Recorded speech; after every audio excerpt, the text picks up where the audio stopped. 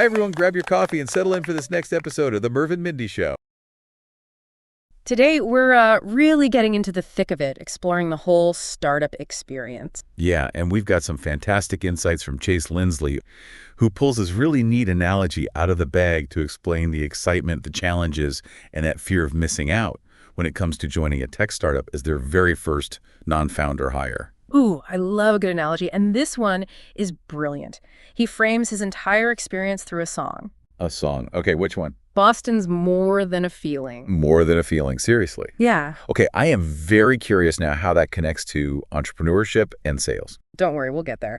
Let's start with Chase. He's VP of Sales at Tiled. That's the platform that is creating all these amazing new immersive and interactive experiences that sellers are going crazy for. And what's really kind of cool is his journey there. He's been with Tiled for, 8 years now? Yeah, 8 years. And get this, he joined as their first non-founder hire. No way. Yeah, while he was still a student at Brigham Young University. Wow, talk about getting in on the ground floor. That's pretty amazing. It really is quite a story. And, he was a key part of taking Tiled from, zero revenue, all the way up to late double-digit million-dollar revenue, which is pretty significant growth. So we wanted to dig into his experiences, what he learned going from student to VP. Yeah, it sounds like there's some great takeaways in there about maybe what really matters in those early startup days. You've got it. So let's start with his first big decision, deciding to actually join a startup. Chase really points out how much uncertainty is baked into that decision from day one. An unknown company, an unknown product, a lack of external financial support, and zero customers. And of course, he's straight out of university. No real-world work experience, no sales experience, and no real proof he will even like this type of work environment. Right. So what balanced out the checkbook for him? What made him say yes? Chase told us that was a combination of things all coming together. His father, Big Steve, was clearly an influence. I think startups are in the Lindsley family DNA. Yeah. Then there's the fact that he's young, wants to learn, is excited to get started on his career, has fewer personal commitments than most of us have, especially once we get older. And then there is the biggest influencing factor, the one that makes you sit up and take notice, the founders.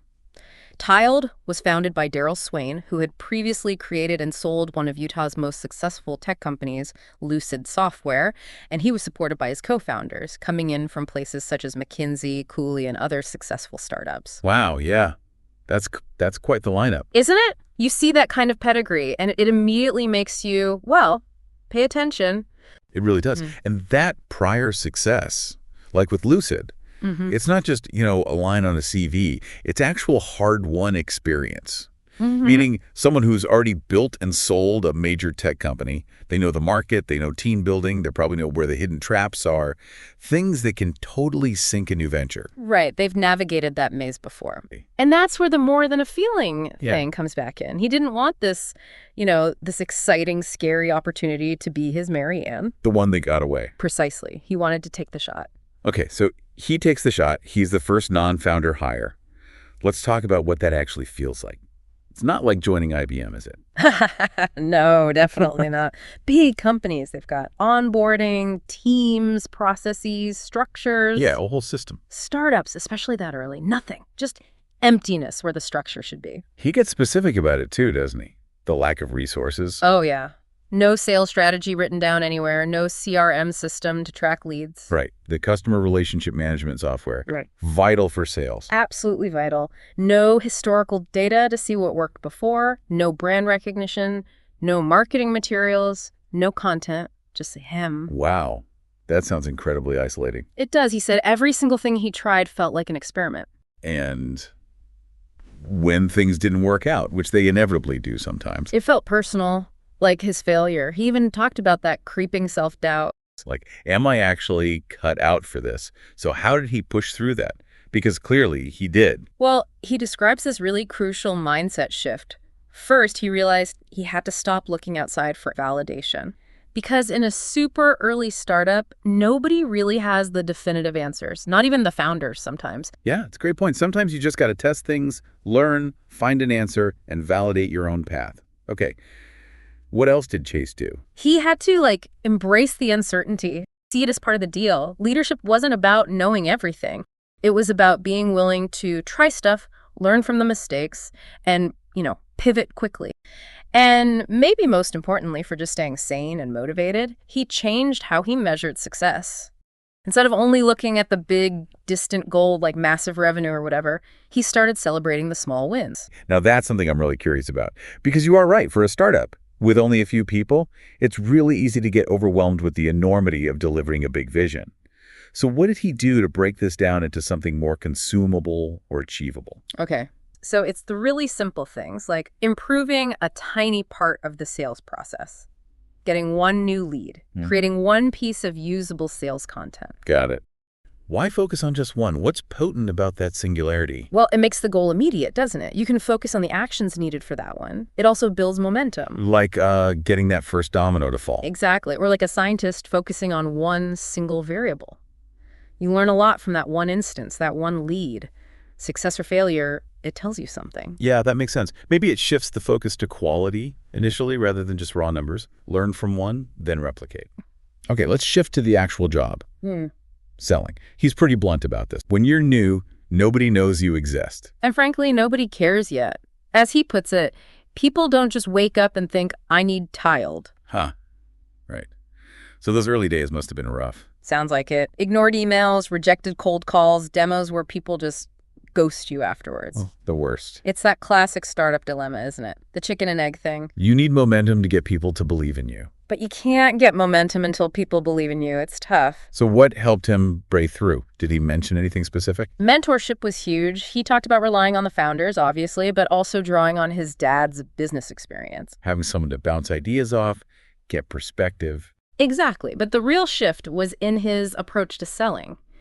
He came to believe it's fundamentally about two things: trust and value. Okay, trust and value. Unpack that a bit. Well, instead of just asking for someone's time, that generic, got 15 minutes for a demo, he focused on providing value first. Like, hey, we saw you posted this article, or we read this industry report, and it made us think about how we could help you achieve XYZ. So it's tailored. It shows you've done your homework. Precisely. And it immediately frames the conversation around their potential benefit, not just your product. He said the goal was to bring real value to every single interaction. Even a short email or a quick call? Especially then, because you haven't earned their trust yet. You don't have a big brand name backing you up, so every touch point has to count, has to offer something useful. Makes sense. Build credibility bit by bit. Yeah. And he teases a story about how this approach actually helped them land a meeting with Red Bull eventually. Ooh, interesting. We need that story sometime. Okay, I think this is an ideal point in the show for us to take a quick break. We'll be back after this important message. It seems like just yesterday we were talking about how AI was going to change the world, and now it's like, bam, it's everywhere. It's definitely changing the landscape, especially for human-first podcasts like what we try to do. And I think that brings us to something really crucial here: the opportunity to really lean in and support that human element, that human-first content. We absolutely believe in what we're doing here on the Merv and Mindy Show, and guess what? What? There's a really fun and kind of delicious way for you to be a part of it all. Imagine yourself. You're enjoying your morning coffee, right? That perfect little pick-me-up. Well, you can send a little virtual coffee our way through our donation page. Oh, just the thought of it. Imagine us, fueled by your virtual caffeine, chasing new ideas all around the studio. And do you know what I think is really cool about that? It's that it really deepens the connection between our own creative team and all our lovely listeners who make the effort to support us. So there you have it. That was our little behind-the-scenes peek. Sadly, the virtual coffee hasn't actually arrived yet, but the thought is definitely keeping us going. So let's get back to our main topic. Okay, before the break, we were talking about Chase's approach to sales and growth. And now that we're back, that nice cup of coffee, let's settle back in and explore some of his key takeaways, his sort of growth breakthrough tips. Yeah, let's get into those. First one, really, really know your customers. Don't just spray and pray. Meaning? Don't try to sell to everyone at once. Segment your market carefully. He even suggests starting super small, like focusing intensely on just 10 potential customers. 10? That sounds tiny. It does, but the idea is to go incredibly deep, understand their world, their problems, their needs, maybe even better than they understand them themselves before you even pitch them. So hyperfocus leads to deeper understanding and a better value proposition early on. Exactly. Deep understanding first, then scale. Got it. Tip number 2, speak their language. Yeah, learn the jargon of their industry, understand the specific challenges of their role within that industry. So you sound like you belong, not just some outsider trying to sell something. Right. It builds authenticity, it builds trust, it shows you get them. Okay, next up is pricing. This one's a bit counterintuitive, maybe. Don't be afraid to charge a premium. Yeah, you often think startups should undercut everyone, right? But his point is, if you undervalue what you offer... You might limit your ability to actually deliver great service. Exactly. Or build those really strong, deep relationships. Good service costs money. Believing in your value means pricing it appropriately. Interesting point. Okay, what's next? Referrals, the holy grail. Referrals are gold. Capital G. Treat those first customers like VIPs, solve their problems like your life depends on it. And then encourage them to spread the word. Actively. He said something like 60% of Tiled's leads now come from referrals. 60%. Wow, that's huge. That speaks volumes about making those early customers happy. It really does. And he adds a couple of related points here. For sales, try to get peer-level introductions from happy execs into other target companies. Smart. A warm intro is always better. Always. And for marketing, make sure outreach feels human. No generic mass emails. Personalize it. Reference the referral. Mention company news, mutual connections, something specific. Right. Make it feel like it came from a person, not a robot. Okay, so you've done your homework, you've gotten the meeting. What's the advice for that first conversation? Listen. Just listen. Focus on understanding their pain points first. Don't just launch into your pitch. Find out what problems they're actually trying to solve. Yes, because that's what they care about, their problems, not your product features, initially anyway. Which leads perfectly into the next tip. Personalized pitches. Exactly. Once you understand their specific problems, tailor everything you present to those problems. Show them exactly how you can solve their specific pain. Even if it takes more prep time. Especially then. He said their win rates went way up when they started doing this consistently. Personalization works. Makes total sense.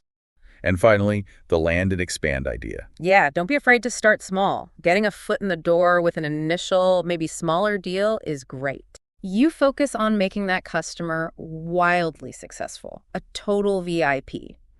And that opens the door for bigger deals, expanding within the company later on. That's a whole playbook right there. Incredibly useful stuff. Definitely actionable advice. Okay, let's talk about growth. Startups dream of hypergrowth. But Chase points out it needs careful handling. He uses this analogy of momentum. Yeah, like things start slow, then suddenly, whoosh, they accelerate like crazy. And if you're not ready for that speed, You can lose control. Crash. He talks about friction building up inside the company, slowing things down unexpectedly, or hitting unforeseen rocks, big challenges that can just derail everything. it sounds like managing rapid growth is almost as hard as getting growth started in the first place. It can be.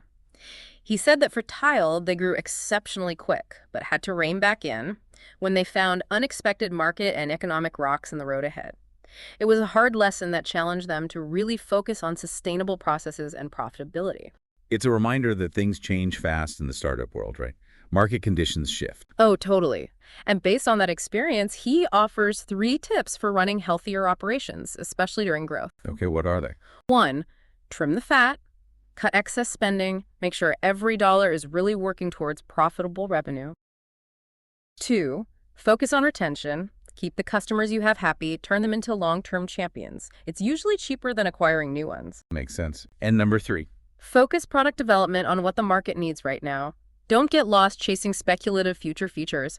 Solve today's problems first. Profitability, retention, immediate market needs. Yeah, Sounds like solid advice for stability. very solid, especially when things are moving fast or getting turbulent. So all these shifts, growth spurts, market changes, Chase says they test more than just the business systems. Yeah, this is a really key point he makes towards the end. He says, these moments fundamentally test the leadership and crucially the people. It always comes back to people. It does. And this leads him to what he believes is the absolute most important and critical responsibility of a leader in a startup. Hiring the people you take with you on this incredible journey. Oh yeah. He talks about Tiled having a really good average employee tenure, right? Like 6 years. Yeah, which is pretty impressive for the tech startup world. And he puts it down to their hiring process being very, very human. Not just algorithms scanning resumes. No. Founders involved, key team members involved, really trying to get to know the person behind the resume. So what are they looking for, beyond just skills on paper? He lists a few things: their story, where they come from, what drives them, their self-belief, their resilience, can they handle setbacks? Also, are they willing to innovate, to try new things? And importantly, can they learn from failure? Learn from failure, not just get defensive. Right. And he mentions their legacy. How did they leave their previous roles? Are they open to coaching and mentorship? It sounds like they're hiring for character and mindset as much as, or maybe even more than, specific skills. I think that's exactly it. The core idea seems to be hire for potential and a growth mindset. You can teach skills, but it's harder to teach resilience or curiosity. I have to say, we absolutely loved talking with Chase. And I don't know about you guys listening to this show, but I think we really got a feel for what it would be like to take that plunge into the world of a startup like Tiled. So as we wrap this up, I want you to think about something. Okay. Think about your own Marianne moments. Those times you faced a big decision, an opportunity, maybe one you took, maybe one you didn't. Yeah, and consider how Chase's ideas about balancing that risk and reward, about focusing relentlessly on value, about investing in people, how might those ideas influence your next big decision? So let us say a really big thank you to our special guest, Chase Lindsley. And you know what? Once we're done here, I'm calling into Tiled so we can get him back to spill that Red Bull story of his. I'd love to explore that one. All right, everyone, we've hit the end of today's amazing show. A huge thank you to our fabulous listeners for tuning in. And in case you're wondering, let's also give a big thank you to today's sponsors, the Merv and Mindy Show. Hang on. That's us. Why is marketing sponsoring our own show? Well, our lovely marketing team have opened a brand new creative service that involves us. Oh, really? Exciting. What have they cooked up? It's quite brilliant, actually. You, our lovely listeners, get to work with us directly whilst we become the on-screen hosts and talent for your own sales and marketing efforts. It means you can now hire us to do things like host your sales videos, present training tutorials, or help you launch new products. Just visit our website, www.themervandmindyshow.com, for more details. Right. Very clear. But there is an iced macchiato in it. They are so nice. Why don't you close the show out for our lovely listeners, and then I'll go and get you a macchiato. Until next time, keep learning, keep innovating, keep transforming, and if you can, keep donating just a little bit of coffee.